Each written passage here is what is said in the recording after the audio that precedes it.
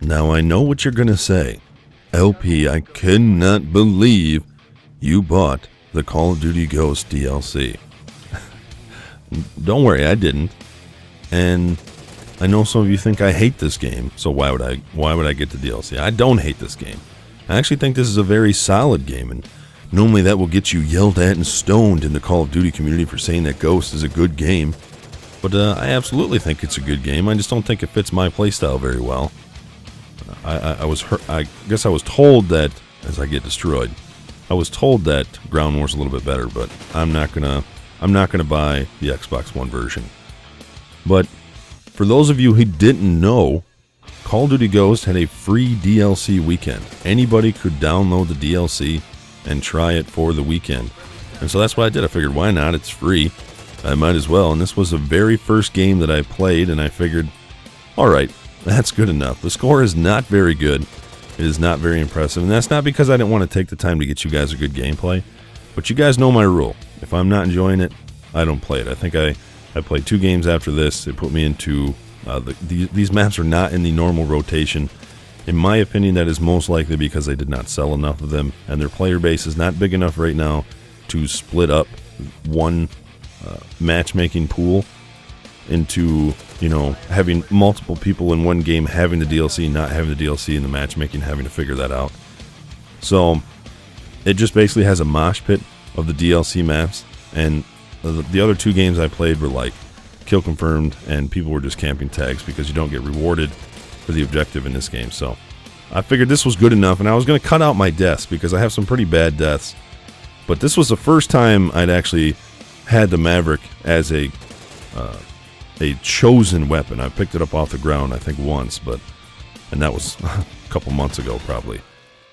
But I really like this thing. The Maverick was the DLC weapon. It's an assault, and this guy keeps destroying me. It's I know you guys know this, but it's basically a assault rifle, sniper rifle mixture, I guess, depending on the attachments that you put on it. And I really like this gun. It's pretty fun. It's really effective in like medium to medium long range, and you can actually run around it pretty good. I think I'm running marathon, and I'm moving around pretty good. I like the iron sights. They're crazy, but they're pretty cool. My aim is way off. This was coming off Titanfall, and these games just play completely different as far as pace and aim and all that stuff. But I kind of want to just talk about the DLC. I don't even think I played on every map. I played on this one. I played on the one that's in the swamp, fog, I think. And I also played... I'll be honest, I have no idea.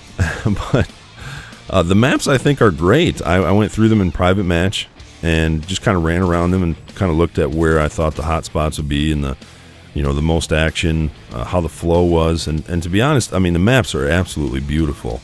They just did a really good job of making the maps look good. As far as the flow, I mean, it was tough for me to tell since I was in a private match for most of the maps that I looked at. But for this game, I thought that on this map, I thought the flow was actually pretty good. It's more classic Call of Duty with the 3 avenues of action, and then it has kind of this underbelly part, which I don't really like, but it wasn't too bad. It was pretty bad in Kill Confirmed because people just sit under that bridge and camp tags, but I thought that the flow was much better. So the people that have asked me, do you think that, and I've asked you guys, do you guys think that the DLC would help this game? I think it could have if these were the maps that were originally released with the game. I think that I don't know if IW was trying to release boring maps and then say, well, here's some quick, fast maps, so that we would buy the DLC, and it backfired on them because a lot of the community just got bored with it before they even got to the DLC. I'm not really sure. And the next DLC looks amazing as well. I think that these maps should have been the absolute shipped maps, but it is what it is at this point with Ghosts. I just kind of take Ghosts for what it is, and I'll hop on and I'll play it once in a while. I know there's a lot of you don't want to see Ghost gameplay, and trust me, it'll kind of be like how I upload Black Ops 1, Call of Duty 4 stuff, just, once in a while, which kind of sucks, because it's the most recent Call of Duty, but what can you do, like I said. And I want to talk about how much fun I'm having on that other game, but apparently that's like taboo to talk about that game and Call of Duty in the same video, so I'm not going to, unless I've mentioned it already. I can't even remember. But I would have to say that after playing the DLC maps, I can't honestly say if you should buy these or not. I can't. I haven't played them enough to give that kind of opinion. I will say that I think they are better than the stock maps, but that's about as far as I can go. So I know a lot of you wanted my opinions on the DLC maps, and I guess that's it. As always, guys, thanks for watching. Later.